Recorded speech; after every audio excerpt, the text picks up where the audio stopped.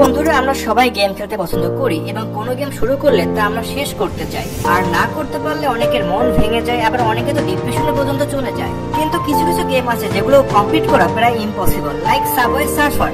খুবই সিম্পল একটা game, but গেমটা কমপ্লিট করা প্রায় ইম্পসিবল। সাবওয়ে সার্ফার্স এমন একটা গেম যে গেমটা আমরা একসময় সবাই খেলতাম, আর এরকম মানুষ পাওয়াই যাবে না যারা এই গেমটি খেলে নাই।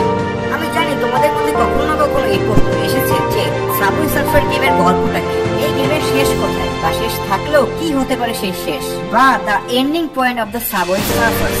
এছাড়া এই গেমের ব্যাক স্টোরিটা খুবই ইন্টারেস্টিং, যেটা তোমাদের সবার জানা উচিত। এছাড়া ইন্টারনেট ঘাটাঘাটি করতে করতে আমি এই গেমের কিছু রহস্যজনক বিষয় খুঁজে পেয়েছি, কিন্তু খুবই ইন্টারেস্টিং ছিল। এই কারণে সেগুলো নিয়েও আলোচনা করবো আজকের এই ভিডিওর মধ্যে। তোমরা যে কোনো গেম হোক, ছোট বা বড়, সবগুলো গেম নিয়ে তৈরি করা হয় একটি গল্পের উপর কেন্দ্র করে, একটি ব্যাক স্টোরির উপর কেন্দ্র করে।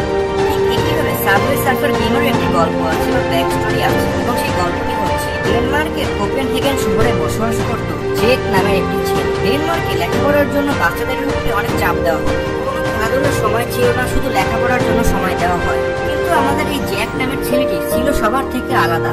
জ্যাক ছোটবেলা থেকে একজন গ্রাফিটি আর্টিস্ট হতে চায়। জ্যাক সার্ফিং করে এলাকায় এলাকায় ঘুরে বেড়াতো এবং গ্রাফিটি করত। এক কথায় জ্যাক তার গ্রাফিটির মাধ্যমে একটা প্রতিবাদ জানাতো। এরপর জ্যাক তার বন্ধু বান্ধবদের নিয়ে একটা প্রতিবাদের মতো একটা জিনিস শুরু করে, এবং জ্যাকের দলবলের মধ্যে ছিল পরবর্তী পর্ব দেখতে সাবস্ক্রাইব করুন।